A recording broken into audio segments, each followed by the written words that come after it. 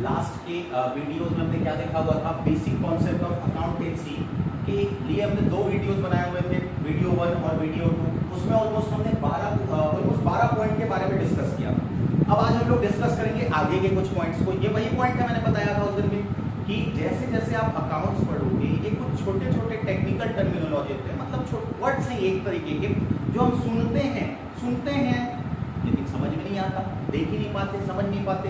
तो ये चीजों के बारे में हम डिस्कस करने वाले हैं। जैसे हमारा नेक्स्ट पॉइंट है, ध्यान से सुनना, डिस्काउंट। अब देखो डिस्काउंट क्या होता है। डिस्काउंट का सिंपल सा मतलब हमने देखा हुआ है, भैया आप कहीं भी जाओ, बड़े बड़े मॉल, दुकानों के बाहर हर जगह पे लिखा होता है 20% discount, 30% discount, 40% discount, discount available. इसका मतलब ये है कि जो शॉपकीपर है, मतलब बिजनेसमैन है, वो अपने कस्टमर को क्या करता है, अपनी ओर आकर्षित करता है। वो ये बताने की कोशिश करता है, भैया मेरे पास आओ, बाकी दुकानों से कम में सामान दे दूंगा, ठीक है। तो वो क्या बोलता है कि आप आओगे तो आपको कम में सामान दूंगा, मतलब जो उस पर्टिकुलर प्रोडक्ट का जो प्राइस है उस प्रोडक्ट पे वो आपको थोड़े कम पैसे चार्ज कर लेगा, हो जाता है डिस्काउंट। जैसे हमें बात किया हुआ था हमारे लास्ट की वीडियो में, मिस्टर मयंक जो है वो बिजनेसमैन है। मिस्टर मयंक जो बिजनेसमैन है उनका क्या है, एक बिजनेस है। अब वो अपने कस्टमर को ऑफर करते हैं कि मेरे यहाँ से अगर आप 5,000 रुपए का सामान at that time instant purchase करते हो तो मैं आपको क्या करूंगा, उस पे 500 रुपए डिस्काउंट दे दूंगा, आपसे मुझे 4500 पेमेंट करना। तो उससे क्या होते हैं, कस्टमर आकर्षित होते हैं और आ जाते हैं आपके पास। तो ये सिंपल वर्ड्स में एक तरीके का डिस्काउंट हो गया। डिस्काउंट के कुछ पार्ट होते हैं। डिस्काउंट के जैसे यहाँ पे लिखा हुआ होगा, आपको दिख रहा होगा, डिस्काउंट के पार्ट में क्या लिखा हुआ है, डिस्काउंट कितने टाइप के होते हैं, type of discount, 3 type of discount. Discount 3 प्रकार के होते हैं। डिस्काउंट को फिर से वही चीज हिंदी में, डिस्काउंट को हिंदी में छूट या बट्टा बोल दिया जाता है। क्या बोल दिया जाता है, छूट या बट्टा, ठीक है। और डिस्काउंट के 3 टाइप होते हैं, 3 प्रकार होते हैं। एक होता है ट्रेड डिस्काउंट। ट्रेड डिस्काउंट का मतलब व्यापारिक बट्टा, हिंदी में अगर हम बात करें तो ये ट्रेड डिस्काउंट क्या होता है, देखो क्या होता है, सिमिलर बिजनेसमैन, आपको पता होगा कुछ रिटेलर होते हैं, कुछ होलसेलर होते हैं। तो रिटेलर्स क्या करते हैं, अपने होलसेलर के पास जाते हैं सामान खरीदने। सपोज मिस्टर मयंक एक रिटेलर है, उनकी दुकान है छोटी सी, वो अपने होलसेलर के पास चले जाते हैं। होलसेलर के साथ उनका एक रिलेशन स्ट्रांग हो चुका होता है। इसलिए रिलेशन स्ट्रांग हो चुका होता है क्योंकि काफी लंबे टाइम से दोनों साथ में बिजनेस कर रहे हैं। तो वो जब जाते हैं उनके पास तो उनको बोलते हैं कि भैया मेरे को सामान चाहिए। तो जो होलसेलर अपने रिटेलर को, मतलब सीधा सा बात है, बड़ा दुकानदार छोटी दुकानदार को उस प्रोडक्ट के प्राइस पे, उस पर्टिकुलर जो सामान वो खरीदने वाला है उसका जो भी प्राइस होता है, एमआरपी होता है, उस एमआरपी पे उसको कुछ परसेंटेज डिस्काउंट देता है।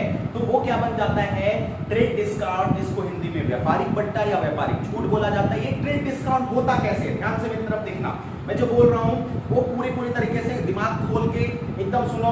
तो देखो ट्रेड डिस्काउंट का मतलब क्या हुआ कि एमआरपी पे एक पर्टिकुलर डिस्काउंट दिया। रीजन क्या होता है, भैया होलसेलर को पता है रिटेलर क्या करेगा, उस सामान को कस्टमर को सोल्ड आउट कर देगा। तो रिटेलर को भी तो पैसा कमाना है, प्रॉफिट कमाना है, प्रॉफिट अर्न करना है। तो कैसे प्रॉफिट अर्न करेगा, तो सपोज अगर मिस्टर मयंक क्या करते हैं, अपने होलसेलर से कोई सामान जिसका एमआरपी 50 रुपए है वो परचेज करने जाते हैं। तो उनका रिटेलर उनको बोलता है कि 20% डिस्काउंट भाई मैं तेरे को इस पे दे दूंगा। तो 50 रुपीज का 20% डिस्काउंट, मतलब वो 10 रुपए उसको डिस्काउंट दे देते हैं और वो सामान उसको कितने में सोल्ड आउट कर देते हैं, 40 रुपए में। अब मिस्टर मयंक क्या करेंगे, कस्टमर को बेचने के लिए, हो सकता है वो गुड्स को, पर्टिकुलर सामान को वो 45 रुपए में बेच देंगे। अब कस्टमर देख के किसी कस्टमर के साथ अच्छा रिलेशन है, 45 में सोल्ड आउट कर दिए, किसी कस्टमर के साथ अच्छा रिलेशन नहीं है, उसको 50 में सोल्ड आउट कर दिए, ताकि वो भी प्रॉफिट अर्न कर पाए। और होलसेलर जो होता है वो डायरेक्ट कहां से परचेज करता है, वो अपने किसी ना किसी फैक्ट्री से या अपना जो भी उनके ऊपर भी जो डीलर्स होते हैं उन डीलर से वो परचेज करता है, वहां से वो प्रॉफिट अर्न करता है। तो ये होता है ट्रेड डिस्काउंट। ट्रेड डिस्काउंट का सिंपल मतलब जब सिमिलर बिजनेसमैन, मतलब रिटेलर अपने होलसेलर अपने रिटेलर को कोई डिस्काउंट प्रोवाइड करता है उस पर्टिकुलर प्रोडक्ट के एमआरपी पे, तो वो हो जाता है ट्रेड डिस्काउंट। अब बात करते हैं कैश डिस्काउंट। ये भी पता होगा कि आज का जो बिजनेस का टाइम है उस बिजनेस में सिर्फ कैश ट्रांजैक्शन नहीं होते, क्रेडिट में भी काम होता है। अगर मिस्टर मयंक क्या करते हैं, अपने होलसेलर से कोई गुड्स जो है वो उन्होंने परचेज कर लिया 40 रुपए में, ठीक है, 50 रुपए का प्रोडक्ट था, 40 रुपए में उन्होंने उसको परचेज कर लिया। अब उस प्रोडक्ट को जब वो परचेज कर रहे हैं तो अब आप ये देखना कि उनके पास दो ऑप्शन है, या तो अपने होलसेलर को वो तुरंत पैसा दिए, मतलब कैश पेमेंट हो गया, या तो वो बोलते हैं कि मैं कुछ टाइम के बाद पैसे दूंगा। तो वो क्या होगा, क्रेडिट में उन्होंने उनसे गुड्स परचेज किया हुआ है, तो यहाँ पे क्या हुआ, अगर मिस्टर मयंक जो है, अगर ऐसा लगता है होलसेलर को कि मिस्टर मयंक का पेमेंट लेट आता है, तो उसको वो ऑफर कर देंगे उसी टाइम। वो बोलेंगे कि काम करो, अगर आप हमको इंस्टेंट पेमेंट करते हो तो जो प्रोडक्ट हम आपको 40 रुपए में देने वाले उस पे भी आप हमसे क्या ले लो, 10% डिस्काउंट ले लो, मतलब सिर्फ 36 रुपए 36 रुपीज पेमेंट करो और सामान लेके चले जाओ। उसके बाद तुम्हारा प्रॉफिट मार्जिन और बढ़ जाएगा। उस लालच में क्या हो जाता है, कभी कभी जो कस्टमर होते हैं या वो रिटेलर्स होते हैं, वो जल्दी जल्दी कैश में पेमेंट करके सामान खरीद लेते हैं, या दूसरे रीजन भी हो सकते हैं उसके कैश डिस्काउंट का, काफी लंबा टाइम हो चुका है, पेमेंट आ नहीं रहा है, वेट कर रहे हैं अब आएगा तब आएगा, तो उनको ऑफर किया जाता है कि अगर आप इस टाइम तक हमारा पेमेंट हमको कर देते हो तो हम आपको कैश डिस्काउंट दे देंगे। मतलब जब आप कोई सामान खरीदते हो, पेमेंट करते हो कैश में, तो उसके बदले जो आपको डिस्काउंट मिल जाता है वो होता है आपका कैश डिस्काउंट। ठीक है, बात क्लियर। थर्ड नंबर चीज स्पेशल डिस्काउंट। देखो ये स्पेशल डिस्काउंट क्या है, देखो जैसे मैंने बताया ट्रेड डिस्काउंट को हिंदी में क्या बोलेंगे, व्यापारिक छूट या व्यापारिक भत्ता। कैश डिस्काउंट को नगद छूट या नगद भत्ता। स्पेशल डिस्काउंट को हिंदी में बोला जाता है विशेष छूट या विशेष भत्ता। अब ये विशेष छूट या विशेष भत्ता क्या है, क्या होता है, अपने कस्टमर को, शॉपकीपर जो होते हैं, बिजनेसमैन जो होते हैं, अपने कस्टमर को अपने पास ज्यादा से ज्यादा बुलाने के लिए उनको क्या करते हैं, स्पेशल तरीके का डिस्काउंट ऑफर करते हैं कि अरे क्या हुआ है 120 हुए, काम करिए आप 110 दे दीजिए, काम करिए आप 100 रुपए दे दीजिए। तो वो स्पेशल डिस्काउंट है। स्पेशल केसेस में अपने स्पेशल कस्टमर को वो जो डिस्काउंट प्रोवाइड करते हैं वो स्पेशल डिस्काउंट आता है। एक्चुअली बुक ऑफ अकाउंट में सिर्फ दो तरीके के डिस्काउंट मेंटेन किए जाते हैं, trade discount, cash discount. Special discount जो है वो सिर्फ आपको समझने के लिए, जानने के लिए कि type of discount, 3 type of discount होते हैं, trade, cash, special. Special discount की बुक में एंट्री नहीं होती है। वैसे तो ध्यान से सुनना, ट्रेड डिस्काउंट की भी बुक में एंट्री नहीं की जाती, सिर्फ उस अमाउंट को माइनस करके उसको शो कर दिया जाता है। कैश डिस्काउंट को बुक में एंट्री की जाती है, और कैश डिस्काउंट की एंट्री जब बुक में होती है तो उसको प्रॉपर, अगर डिस्काउंट आपने रिसीव किया है, तो अगर आपने डिस्काउंट रिसीव किया है तो आपके लिए वो क्या हो जाता है, प्रॉफिट हो जाता है, या एक तरीके का इनकम हो जाता है, इसीलिए वो क्या हो जाता है, क्रेडिट हो जाता है। अगर आपने डिस्काउंट दिया है किसी को तो वो आपके लिए डेबिट हो जाता है, क्योंकि वो आपके लिए एक तरीके का लॉस है या एक्सपेंसेस बन जाते हैं। तो ये ध्यान से सुनना। तो ये बात हुई डिस्काउंट की। अब हम बात करते हैं कमीशन की। तो देखो भैया, कमीशन को तो हिंदी में कमीशन भी बोला जाता है, एक खतरनाक वर्ड है इसके लिए, हिंदी वाला वर्ड, जिसको वर्तन बोला जाता है। तो देखो कमीशन, वर्तन जानने से बेटर है कमीशन जानो। कमीशन क्या होता है, देखो जब आप किसी सामान को खरीदते बेचते हो, ठीक है, आपका काम है परचेसिंग सेलिंग करने का, आपको काम प्रॉपर तरीके से कर रहे हो, तो वो क्या होता है, आप किसी के थ्रू खरीदना पसंद करते हो, किसी के थ्रू बेच देते हो। तो जिसके थ्रू आप खरीद या बेच रहे हो वो आपका एजेंट होता है। क्या होता है, एजेंट होता है। तो वो एजेंट आपसे बदले में आपके सामान को खरीदने के बदले में, मतलब आपके बदले आपका सामान खरीदने के बदले, या आपके बदले आपका सामान बेचा जब उसने है, तो वो क्या चार्ज करता है, कमीशन चार्ज करता है। कमीशन के लिए एक परसेंटेज डिसाइड होता है, उसको पहले बता दिया जाता है कि भैया तेरा कमीशन का जो परसेंटेज है वो पहले डिसाइड कर लिया जाएगा। जितने का भी तू सामान, मतलब सपोज अगर तू मेरे लिए क्या करता है, काम कर रहा है, तू क्या कर रहा है, सीधे सीधे बॉम्बे दिल्ली से मेरे लिए कोई गुड्स परचेज करके लेके आ रहा है, मैं जा नहीं सकता रोज रोज, भाई बिजनेसमैन के लिए पॉसिबल तो नहीं, या तो वो दुकान में बैठ के काम संभाले, या तो बॉम्बे दिल्ली घूमे, ये खरीदना है वो खरीदना है। इसलिए वो क्या करता है, इसलिए वो ये करता है कि सीधा चला जाता है वहां पे, अपने एक एजेंट को भेज देता है। एजेंट उसके बदले में एजेंट को बता दिया जाता है कि भाई मेरे को ये पर्टिकुलर सामान चाहिए, ये प्रोडक्ट चाहिए, तुम खरीद के लेके आओ। और खरीद के लेके आने के बदले में, जितने का वो गुड्स खरीद के लेके आता है, उसके बदले में उसको एक रेम्यूनरेशन के बिहाफ में उसको क्या दे दिया जाता है, कमीशन का एक पेमेंट कर दिया जाता है। और ये परसेंटेज बेसिस पे होता है। सपोज वो 10 लाख का अगर गुड्स उसके लिए परचेज कर रहा है, या 10 लाख का गुड्स उसके बदले सोल्ड आउट कर रहा है, तो भाई ठीक है, तेरे को 5% पेमेंट कर दिया जाएगा कमीशन, मतलब 50,000 उसको कमीशन दे दिया जाता है, जो उसके लिए सोर्स ऑफ इनकम बन जाता है। किसके लिए, एजेंट के लिए। एजेंट को कमीशन पे किया जाता है। तो ये सिंपल वर्ड्स में आपका हो गया एजेंट। अब ध्यान से सुनना, अब ये सबसे इंपॉर्टेंट चीज आगे बात करते हैं, डेटर्स। डेटर्स को हिंदी में बोला जाता है देनदार, और उसके बाद लिखा हुआ है क्रेडिटर्स। क्रेडिटर्स को हिंदी में बोला जाता है लेनदार। ठीक है, तो देनदार और लेनदार मतलब क्रेडिटर्स और डेटर्स। डेटर्स क्रेडिटर्स क्या होते हैं, ध्यान से सुनना। डेटर्स का मतलब जिस पर्सन को मैंने अपना सामान क्रेडिट में सोल्ड किया है।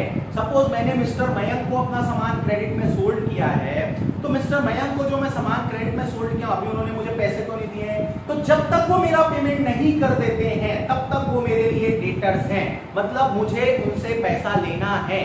ठीक है, बात समझ आ रहा है। मेरे बोलने का मतलब ये है कि डेटर्स का मतलब जिनको मैंने अपने पर्टिकुलर बिजनेस के प्रोडक्ट या गुड्स जो हैं वो क्रेडिट में सोल्ड किया है, वो अभी तो पेमेंट नहीं किए, क्रेडिट सोल्ड है, मतलब जब तक वो मेरा पेमेंट क्लियर नहीं कर देते हैं तब तक वो मेरे लिए डेटर्स हैं। और डेटर्स जो है वो आपके लिए एसेट होता है, हमेशा आपका एसेट होता है, क्योंकि बदले में आपको डेटर से क्या रिसीव होता है, कैश रिसीव होता है, तो ये हो जाता है डेटर्स। ठीक है, अब बात करते हैं आगे क्रेडिटर्स के बारे में। क्रेडिटर्स डेटर्स का जस्ट अपोजिट, मतलब जब मैं किसी से क्रेडिट में कोई गुड्स परचेज करता हूं और मैं बोलता हूं कि उसका जो पेमेंट है वो कुछ टाइम के बाद, आफ्टर सम टाइम मैं उसका पेमेंट करूंगा, तो जब तक मैं उसका पेमेंट नहीं क्लियर कर देता हूं तब तक उस पर्टिकुलर बिजनेसमैन के लिए मैं क्रेडिटर हूं, मतलब मेरे लिए वो पर्टिकुलर बिजनेसमैन क्रेडिटर है।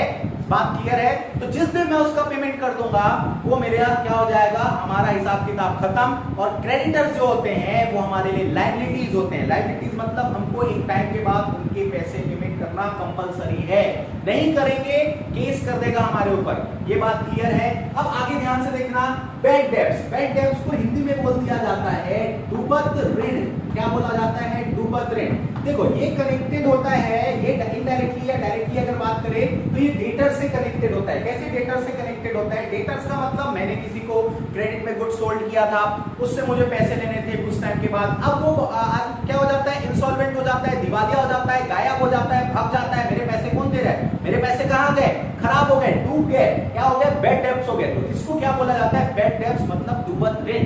ठीक है, जब कोई पर्सन इंसॉल्वेंट हो जाता है तो भी वो पैसे नहीं कर पाता, पेमेंट कर पाता है। ठीक है, या उसकी नियत में खोट है, कुछ लोगों की नियत में खोट होता है, उन्होंने पेमेंट नहीं किया तो वो क्या हो जाता है? बैड डेब्ट्स हो जाता है। तो ये हुआ बैड डेब्ट्स। अब इंपॉर्टेंट चीज बात करते हैं एसेट। एसेट का देखो, ये एसेट जो होता है, एसेट का मतलब क्या है? एसेट का मतलब जिस भी चीज को पर्टिकुलर आप लॉन्ग टर्म यूज करते हो, आप अपने बिजनेस में लॉन्ग टर्म यूज के लिए जो भी चीजें खरीद के लेके आते हो, आपका पर्पस क्या होता है? लॉन्ग टर्म यूज करना। ठीक है, जिसको आप लंबे समय तक इस्तेमाल करोगे, यूज करोगे, वो आपके लिए एसेट होता है। जैसे अगर हम बात करते हैं, बिजनेसमैन क्या करता है अपने बिजनेस के लिए? बड़े बड़े काउंटर्स, जो बड़े बड़े रैक्स होते हैं, table, chair, fan, AC, cooler, ठीक है, ये सारी चीजें को लेके आता है। तो उसका पर्पस क्या होता है? ये तो नहीं होता पर्पस आज लेके आया हूं, 4 दिन के बाद इसको किसी और को बेच दूंगा, ये पर्पस नहीं होता। ऐसा पर्पस किसका होता है? आज लेके आया हूं, 4 दिन के अंदर बेच दूंगा, ये पर्पस बिजनेसमैन का होता है जो इन चीजों का बिजनेस करता है। जैसे इलेक्ट्रिकल्स, इलेक्ट्रॉनिक्स वाले जो टीवी बेचने का काम करते हैं, उनका पर्पस ही वही होता है कि वो टीवी लेके इसलिए आते हैं ताकि उसको बेचना है। लेकिन नॉर्मल दुकानदार, कपड़े के दुकानदार की दुकान में अगर एसी लगा तो वो एसी बेचने के लिए खरीद के नहीं लेके आया है, कस्टमर को फैसिलिटी देने के लिए लेके आया है, टेबल चेयर्स फैसिलिटी देने के लिए लेके आया है। तो वो सारी चीजों को वो लॉन्ग टर्म यूज करता है। तो जो भी चीज आप अपने बिजनेस में लॉन्ग टर्म यूज करते हो वो आपके लिए एसेट बन जाता है। और एसेट के कुछ टाइप होते हैं। देखो एसेट के जो कुछ टाइप होते हैं, ये आपको एरो दिख रहा होगा, ठीक है। तो ये एसेट के टाइप होते हैं, 3 टाइप ऑफ एसेट। पहला होता है करेंट एसेट, फिर होता है फिक्टिशियस एसेट और फिर होता है फिक्स्ड एसेट। अब मेरी बात ध्यान से सुनना, करेंट एसेट्स का मतलब होता है चालू संपत्तियां, ठीक है। चालू संपत्तियां या करेंट एसेट का मतलब क्या होता है? जिनको आप देखो, करेंट एसेट का मतलब जिनको आप क्या होता है करेंटली आप अपने बिजनेस में यूज करते हो। कैसे यूज कर पाते हो आप इन चीजों को? मेरी बात ध्यान से सुनना। जैसे मैं बात करता हूं कैश, ठीक है। कैश आपके बिजनेस के डेली ट्रांजैक्शन के लिए जरूरी चीज है, वो क्या हो जाता है आपके लिए? करेंट एसेट्स की कैटेगरी में आ जाता है, ठीक है। और दूसरी चीज अगर मैं बात करता हूं, आप क्या करते हो, जैसे बिल रिसीवेबल, चेक्स, ये सारी चीजें जो है ये करेंट एसेट की कैटेगरी में आती है, ठीक है। डेटर्स भी आपके करेंट एसेट होते हैं, जो अभी हमने थोड़ी देर पहले बात किया था डेटर्स, वो भी हमारे करेंट एसेट की कैटेगरी में आते हैं, क्योंकि एट दैट टाइम हम इसको क्या कर सकते हैं, उनसे पैसों की डिमांड कर सकते हैं और हमारे बिजनेस के एक पार्ट ऑफ ट्रांजेक्शन है, ठीक है। तो ये हुआ करेंट एसेट। करेंट एसेट के 2 टाइप होते हैं, दिख रहा होगा, liquid asset, other current asset. Current asset को हिंदी में चालू संपत्तियां बोला जाता है, एसेट्स को हिंदी में संपत्तियां बोला जाता है। लिक्विड एसेट को हिंदी में बोला जाता है तरल संपत्ति। एक्चुअली ये लिक्विड एसेट क्या है?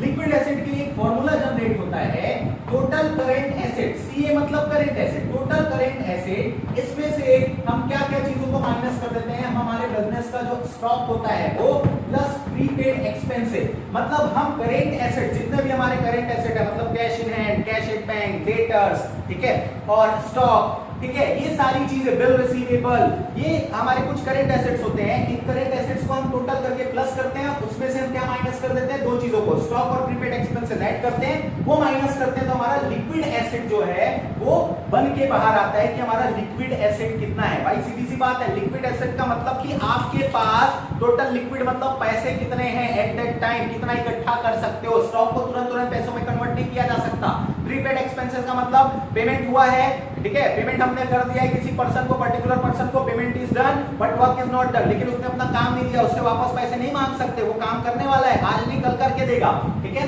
तो ये हो जाता है आपका liquid asset. Other current asset, इन सारी चीजों को छोड़ के जो भी चीजें बच गई वो आपके अदर करेंट एसेट में आ जाती है, ठीक है। अब बात करते हैं fictitious asset. Actually fictitious asset जो है वो क्या होता है, टेक्निकल और साइंटिफिक रीजन से इनको एसेट माना जाता है, इनका कोई वैल्यू नहीं होता। फिक्टिशियस एसेट्स का आप वैल्यू नहीं कर सकते, इसको आप वैल्यू मतलब आप इसको रुपीस में कन्वर्ट नहीं कर सकते हो, इसका वैल्यू नहीं किया जा सकता कि इसकी वैल्यू क्या है, क्या होने वाली है। तो ये फिक्टिशियस एसेट्स, बनावटी संपत्ति, बनावटी का मतलब फिक्टिशियस मतलब जैसे किसी इंसान का हाथ नहीं है, उसको क्या किया जाता है, एक आर्टिफिशियल हैंड लगा दिया जाता है, भाई वो एक्चुअल तो है नहीं ना, वो सिर्फ टेक्निकल तरीके से वो काम कर सकता है कुछ कुछ चीजें, वैसे ही फिक्टिशियस एसेट्स होते हैं। आपके फिक्टिशियस एसेट्स में क्या क्या चीजें आती हैं, आपके फिक्टिशियस एसेट्स में आता है प्रिलिमिनरी एक्सपेंसेस। प्रिलिमिनरी एक्सपेंसेस का मतलब प्रारंभिक व्यय, ठीक है, और उसके अलावा और भी चीजें आती है preliminary expenses, discount on issue of shares and debentures, मतलब जब आप अपनी कंपनी के